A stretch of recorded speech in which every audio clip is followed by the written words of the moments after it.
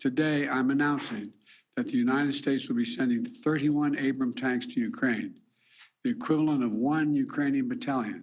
Secretary Austin has recommended this step because it will enhance the Ukraine's capacity to defend its territory and achieve its strategic objectives. The Abrams tanks are the most capable tanks in the world. They're also extremely complex to operate and maintain. So we're also giving Ukraine the parts and equipment necessary to effectively sustain these tanks on the battlefield. We'll begin to train the Ukrainian troops on these issues of sustainment, logistics, and maintenance as soon as possible. Delivering these tanks to the field is going to take time. That we'll use to make sure the Ukrainians are fully prepared to integrate the Abrams tanks into their defenses. We're also closely coordinated this announcement with our allies. The American contribution will be joined by an additional announcement, including that will be readily available and more easily integrated for use in the battlefield in the coming weeks and months from other countries. I'm grateful to Chancellor Schultz for providing German Leopard 2 tanks and will lead an effort to organize a European contribution of 2 tank battalions for Ukraine. I want to thank the Chancellor for his leadership and his steadfast commitment to our collective efforts to support Ukraine. Germany has really stepped up. The Chancellor has been a strong voice for unity, a close friend, and for the level of effort we're going to continue.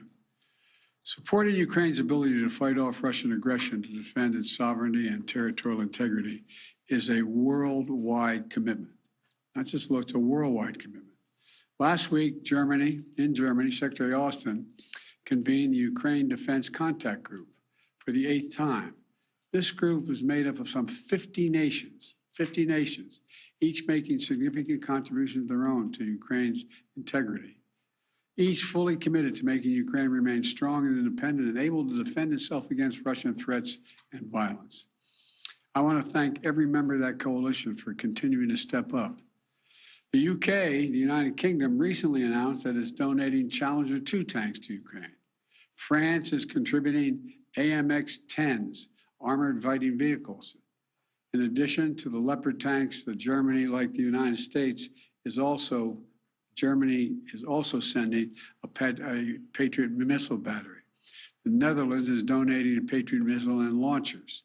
France, Canada, the UK, Slovakia, Norway, and others have all donated critical air defense systems to help secure Ukrainian skies and save the lives of innocent civilians who are literally the target of Russia's aggression. Poland is sending armored vehicles. Sweden is donating infantry fighting vehicles. Italy is giving artillery. Denmark and Estonia are sending howitzers. Latvia is providing more Stinger missiles. Lithuania is providing anti-aircraft guns. And Finland recently announced its largest package of security assistance to date. You may remember I was asked a while ago what I think was going to happen.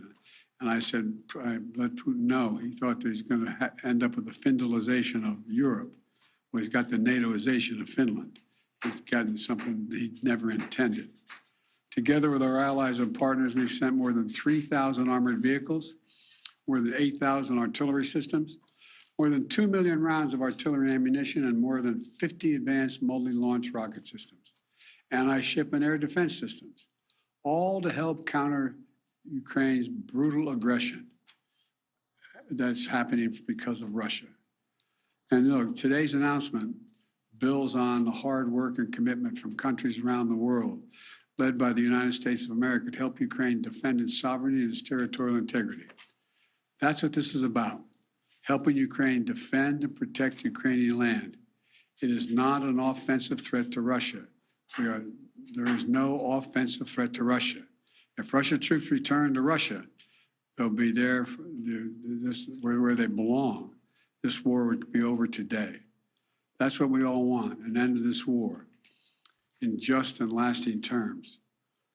You know, our teams do not permit one nation. We're not going to allow one nation to steal a neighbor's territory by force.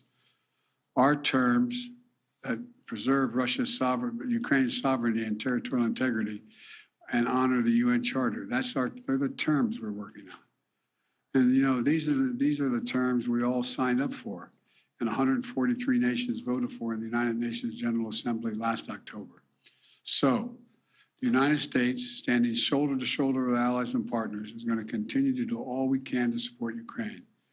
Putin expected Europe and the United States to weaken our resolve. He expected our support for Ukraine to crumble with time. He was wrong. He was wrong. And he was wrong from the beginning, and he continues to be wrong. We are united. America's united, and so is the world. We approach the one-year mark as we do of the Russian full-scale invasion of Ukraine. We remain united and determined as ever in our conviction and our cause. These tanks are further evidence of our enduring, unflagging commitment to Ukraine and our confidence in the skill of the Ukrainian forces. As I told President Zelensky when he was here, and today's his birthday, by the way, in December, we're with you for as long as it takes, Mr. President. Ukrainians are fighting an age-old battle against aggression and domination. It's a battle Americans have fought proudly, time and again. And it's a battle we're going to make sure the Ukrainians are well equipped to fight as well. This is about freedom. Freedom for Ukraine. Freedom everywhere. It's about the kind of world we want to live in, the world we want to leave to our children. So may God protect the brave Ukrainian defenders of their country and keep the flame of liberty burning brightly as we can. Thank you.